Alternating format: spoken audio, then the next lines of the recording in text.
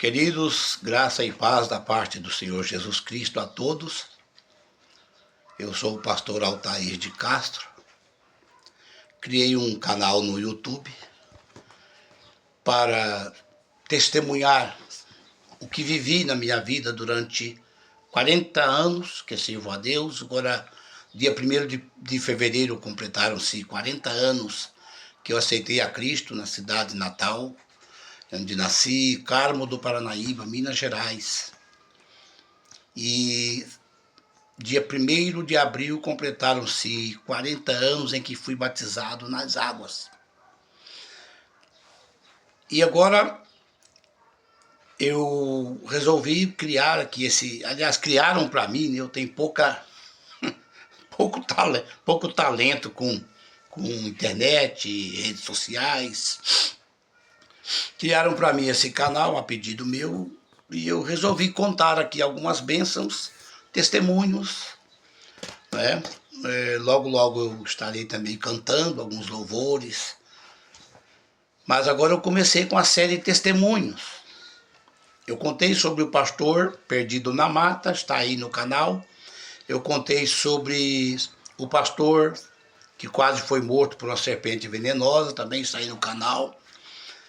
E esse terceiro testemunho eu quero contar algo que aconteceu e que envolveu também a mim, porque eu fui o canal, o vaso usado por Deus para o acontecimento, para acontecer este milagre. Conheci uma família na cidade de Goiânia e eu poderia até dizer quem são, né? Quem foi a pessoa que faleceu, tudo, mas eu prefiro não mencionar nomes. Até hoje a viúva é viva, uns 3 anos atrás eu a vi, bem velhinha já, os filhos são vivos, todos meus amigos, todos servos de Deus. Eu congreguei na igreja 25 anos nessa igreja, cidade de Goiânia. E lá havia uma família, aliás, que o pastor me franqueava a oportunidade de orar pelos irmãos da igreja, orar pela igreja. Altair, você pode orar, não tem problema, entendeu? Eu tinha uma bicicleta, vivia sempre andando por ali, vivia uma vida de jejum, muita oração, né? Uma coisa triste que o cristão pronuncia na vida é quando ele fala, eu fui de oração, eu fui de jejum. Tal época, eu pagava um preço diante de Deus, eu era muito usado. O cristão não pode perder, não pode chegar ao ponto de dizer assim. Ele precisa sempre ter condições de dizer, eu sou um vaso, eu estou preparado. Se Deus quiser me usar, Ele vai me usar. Só que para ser vaso, cantor Jorge Biná, alguém pode acessar aí no YouTube, cantor Jorge Biná, para ser vaso tem que ser barro. Para você não sair por aí dizendo para Deus, Senhor, me usa, eu quero de qualquer maneira, faz comigo o que o Senhor quiser, me amassa e faz comigo. É uma longa e sofrida jornada até chegar ao ponto de ser um vaso, né? Sai lá do mato, o barro lá no meio da terra, pau, pedra junto, até ele chegar lá no vaso para ser usado. É complicado. Mas se a gente foi vaso um dia, os dons são irrevogáveis. Se foi vaso um dia, continua sendo. Talvez ore menos, jejue menos. Porque não existe gente usada por Deus, eu não reconheço ninguém usado por Deus que deixou de orar e jejumar, ou que não ore e não jejuma. Por quê? O jejum e a oração, primeiro vem jejum, depois oração. Jejum é para quebrantar essa carne. Quebrantar essa carne. Quem passa fome na presença de Deus, jejuando, pagando um preço, em vigílias à noite, sem comer, até meio-dia, até 6 horas da tarde. Eu faço muito jejum de 72 horas, não é difícil. Quer dizer, não é fácil, porém não é impossível, não é? 3 dias, 3 noites, 24 horas, o problema é não orar nada, é não jejuar nada. Porque se não jejuma, a carne está forte.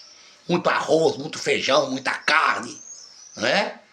Muita picanha, muito refrigerante. Se não jejuma, a carne está forte. E se ela está forte, o espírito está fraco. O jejum enfraquece a carne. E a oração fortalece o espírito. Eu oro bastante, mas jejuma também? Eu jejuo muito, mas ora para fortalecer o espírito. Se jejuma sem oração, está passando fome. E se ora sem jejuar, tem seu efeito, mas não é tão legal, né? Vamos ao testemunho. Eu acabo me empolgando e falando além do testemunho. Irmãos, essa família era a mãe, 3 filhos e uma filha. E o pai. Só que esse pai, a mãe era crente há décadas e ele mal cumprimentava um crente que chegava em sua casa. Ele, quando chegava, ele abria o portão, passava lá com a minha bicicleta, colocava para dentro, fazia minha oração. Muitas vezes Deus mandava entregar um jejum lá em favor daquela família. Aldair, você está jejuando, passa lá e ora e entrega por aquela família. Entrega lá, oferece esse sacrifício lá em benefício daquela família. Creia quem quiser. Eu sempre gostei de jejuar e orar e creio que o jejum tem eficácia, tem o valor diante de Deus. Há quem diga que o sacrifício é da lei. Né? Se fosse da lei, Jesus não jejuaria 40 dias e 40 noites. E também os discípulos não jejuariam antes de tomar alguma decisão para a igreja primitiva. Os apóstolos. Bom, a gente chegava lá, aquele senhor muito fechado. Eu nunca tive a oportunidade de falar de Cristo para ele. E parece que nem a família tinha. Nem a família tinha. Vivia uma vida maravilhosa com a família. Ele era doente. Ele tinha problema de saúde. Mas um homem fechadíssimo. Nunca aceitou a Cristo, embora tivesse a esposa e 3 filhos crentes na igreja. 2 músicos da igreja, uma cantora da igreja, e a esposa muito afinca na obra de Deus também, mas ele nunca quis nada com Jesus e nunca ouviu o evangelho. Um dia eu cheguei na casa e a irmã disse: irmão Altair, o irmão veio aqui num momento muito difícil. Meu marido está na UTI há 10 dias, coma profundo. E não fala, não ouve a gente, não responde nada. A gente pede para ele apertar a mão e não aperta. Coma profundo, sem ouvir, sem nada. E eu quero que o irmão ore por ele aqui agora. Não pode orar? Eu posso. E as lágrimas dela desceram até o peito. Quando ela disse: vou perder meu marido sem Jesus, irmão.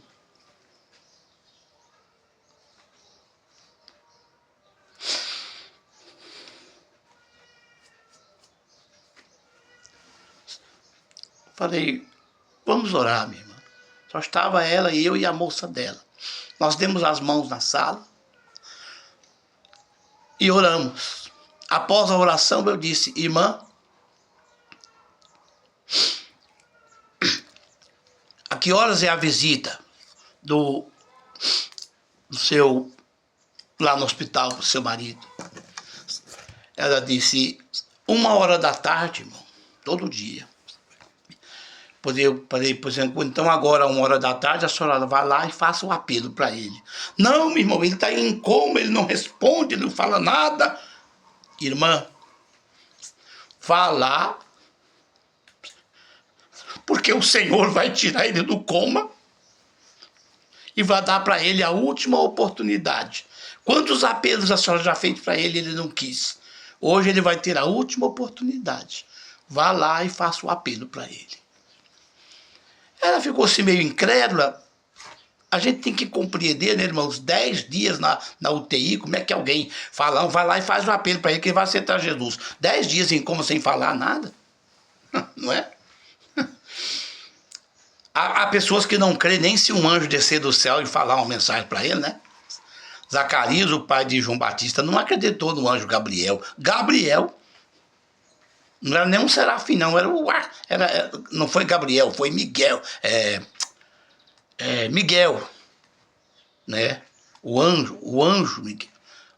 Meu Deus, eu tô aqui. Qual é o nome do anjo lá que foi lá falar com Maria, irmãos? Se eu errar aqui, eu não vou cortar, não, viu? Eu sou Gabriel, eu sou o Gabriel que assisto diante de Deus e vim te trazer essas boas novas aqui. Mas tu ficarás mudo, viu, Zacarias? Até o menino nascer, porque você não creu nas minhas palavras. A gente que não crê se um anjo falar, né? E mais se chegar lá um irmãozinho de bicicleta e dizer, vá fazer o apelo para aquele homem que está 10 dias em coma lá e ele vai aceitar Jesus. Pode aceitar ou não. Deus deu a oportunidade. Quando foi no outro dia, eu fiquei sabendo que ele faleceu naquela tarde. Porém, eu fui conversar com a esposa dele. Ela disse, irmão, eu cheguei lá 12:30, a enfermeira já veio lá de dentro correndo, Dona Madalena, acabei falando o nome dela, né? Dona Madalena, o esposo da senhora acordou, o esposo da senhora acordou do coma, vem cá para falar com ele.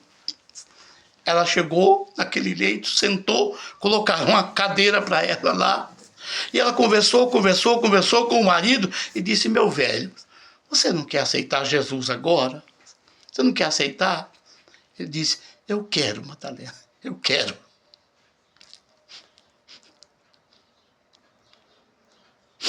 Eu quero aceitar Jesus. Décadas ela crente com os filhos e ele nunca quis Jesus. Naquele dia, Jesus o salvou.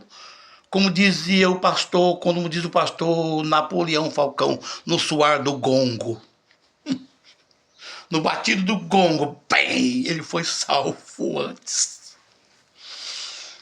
Então, meus queridos, ela fez o apelo, ele aceitou Jesus, ela orou por ele, e ele começou a passar mal de novo, virar os olhos. Ela chamou a enfermeira e disse, ele está voltando para o coma, dona Madalena, ele está voltando para o coma. E ele faleceu à tardinha.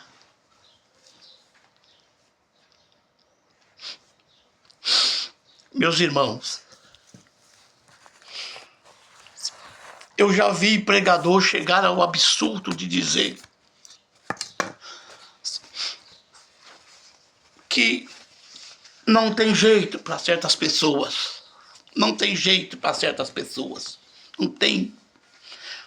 Vê a pessoa pecando, aprontando, cometendo torpezas, as coisas piores. Diz, essa aí não tem jeito mais.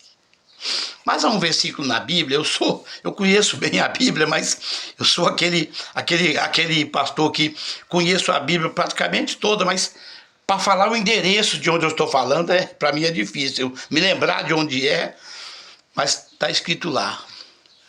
Ainda há esperança para o que está entre os vivos, porque é melhor um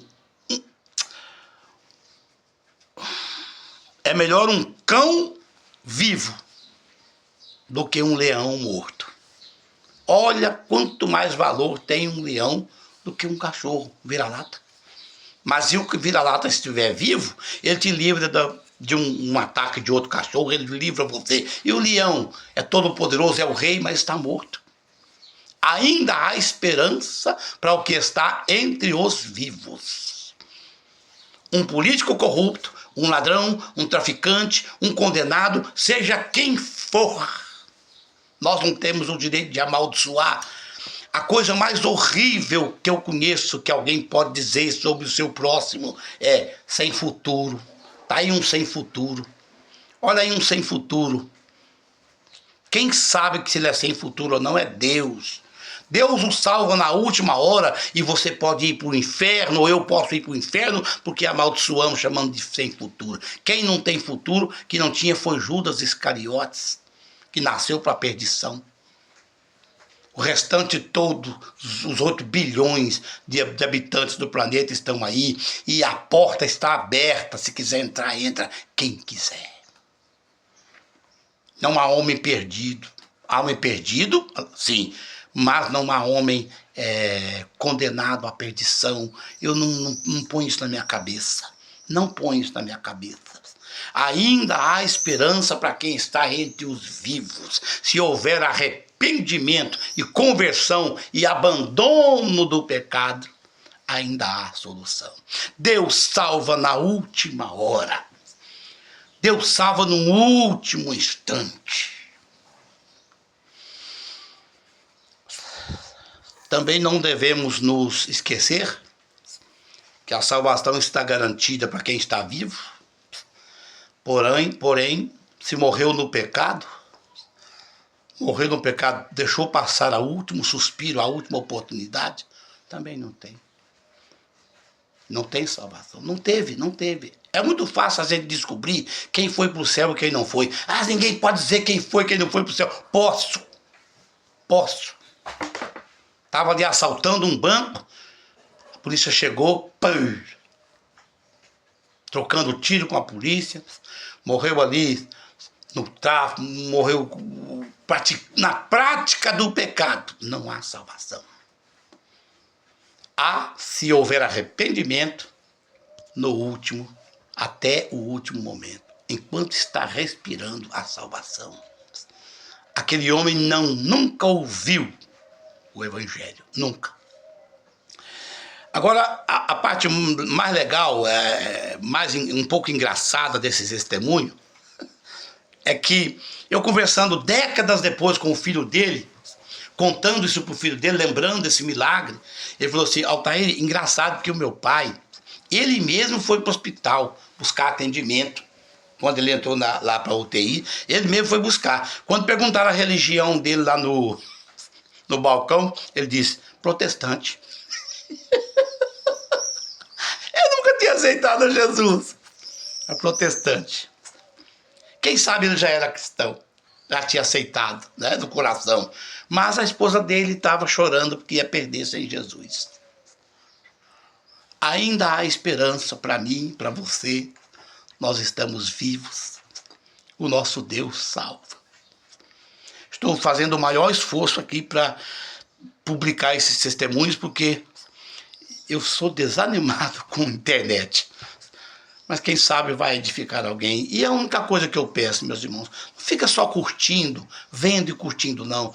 Compartilha, por favor, tá bom? Me ajude a levar. Aqui onde eu moro, em Portugal, é complicado se fazer a obra de Deus. É muito complicado. Não quero entrar em detalhes, mas é muito complicado. Mas eu quero alcançar o meu povo brasileiro e algum também de fora, através desses vídeos. Tá bom, meus irmãos? Deus abençoe. Um grande beijo no coração a todos. Aqueles que já me conheciam e aqueles que passam a conhecer. Deus que abençoe em nome de Jesus.